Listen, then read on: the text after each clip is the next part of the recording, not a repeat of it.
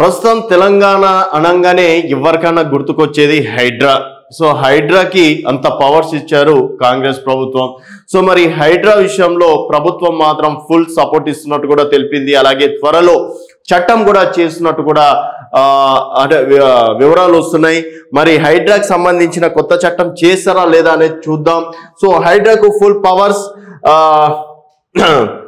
ఇకపై నోటీసులు జారీ చేసే అధికారం, విధి విధానాలు రూపొందించేందుకు కసరత్తు. అలాగే జంట జలాశయాలు హైడ్రా పరిధిలోకే, ఓఆర్ఆర్ పరిధి మొత్తం అప్పగింత, చెరువులు, నాలాలు, పార్కులు సేఫ్టీ బాధ్యతలు, ప్రభుత్వ స్థలాల పరిరక్షణ సైతం త్వరలో, అడిషనల్ స్టాఫ్ కేటాయింపు, గైడ్ లైన్స్ రూపకల్పనలో దానకిషోర్, కన్ఫ్యూజన్ తొలగించేందుకు నిర్ణయం, సిఎస్ శాంతికుమారి వివిధ శాఖల అధికారులతో రివ్యూ, అక్రమ కట్టడాల కూల్చివేత చర్యలతో హడలెత్తిస్తున్నటువంటి హైడ్రాకు మరిన్ని బాధ్యతలు అప్పజెప్పేందుకు రంగం సిద్ధమైంది. ఇక నుంచి నోటీసులు ఇచ్చే అధికారాన్ని కూడా దానికి అప్పగించనుంది. ప్రస్తుతం నీటిపారుదల శాఖ, జిహెచ్ఎంసీ పురపాలక శాఖ, పంచాయతీరాజ్, వాల్టా తదితర విభాగాలకు వేరువేరుగా నోటీసులు జారీ చేస్తున్నందున ఒక రకమైన కన్ఫ్యూజన్ ఏర్పడుతుందని చీఫ్ సెక్రటరీ తెలిపారు. దీన్ని నివారించడానికి ఓఆర్ఆర్ పరిధిలోని అన్ని విధాల ఆక్రమణల తొలగింపు నోటీసులు హైడ్రా ద్వారానే చేపట్టేందుకు విధి విధానాలు ఖరారు చేయాల్సిందిగా మున్సిపల్ శాఖ ముఖ్య కార్యదర్శిని ఆదేశించారు. GHMC land encroachment, land grabbing, WALTA irrigation యాక్ట్లు కూడా ఈ పరిధిలోకి వస్తాయని చెప్పేసి కూడా చెప్పారు. అలాగే హైడ్రా పేర్లతో కూడా వసూలు చేసే వారి తాట తీస్తా అని చెప్పేసి కూడా సీఎం రేవంత్ రెడ్డి వార్నింగ్ ఇవ్వడం అనేది జరిగింది.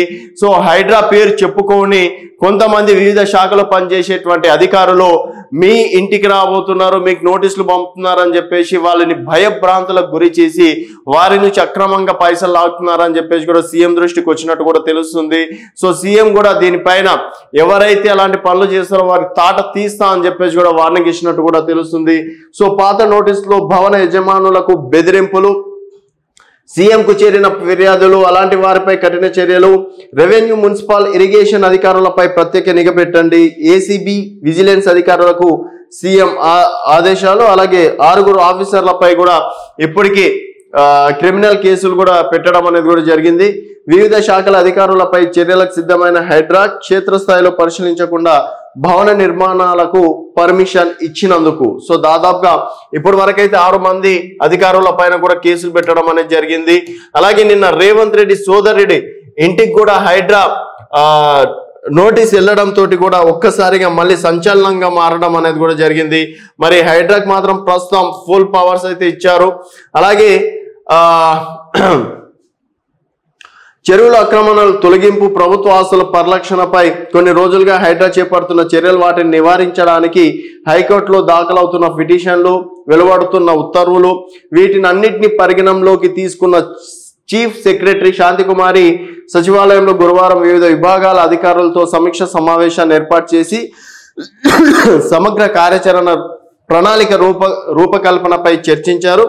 హైడ్రా కావాల్సిన అదనపు అధికారాలు, సిబ్బందిని త్వరలో కేటాయించినట్టు కూడా తెలిపారు. చెరువులు, ఎఫ్టీఎల్, బంపర్ జోన్, ఆక్రమణ నాలాల ఎంక్రోచ్మెంట్, ప్రభుత్వ ఖాళీ స్థలాల పార్కులు పరిరక్షణ తదితర బాధ్యతలను హైడ్రాకు అప్పగించినట్టు కూడా తెలుస్తుంది. సో మొత్తానికి చూసుకున్నట్టయితే ఇక్కడ ఇప్పుడు వరకు హైడ్రా కేవలం కొంతవరకు మాత్రమే పవర్స్ ఉండే, ఇప్పుడు ఫుల్ పవర్స్ కూడా ఇస్తున్నట్టు కూడా తెలుస్తుంది.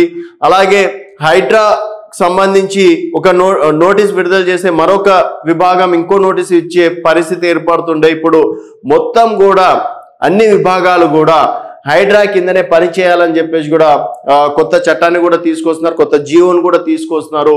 సో ఇప్పటి నుంచి ఎవరైనా చెరువుల దగ్గర కావచ్చు, అలాగే నాలాలుగా కబ్జా కావచ్చు, ఇంకెవరన్నా ఆ విధంగా ఆక్రమణలకు పాల్పడితే మాత్రం డెఫినెట్ గా హైడ్రానే ముందు గుర్తుకొస్తుందని చెప్పేసి కూడా చెప్పుకొస్తున్నారు.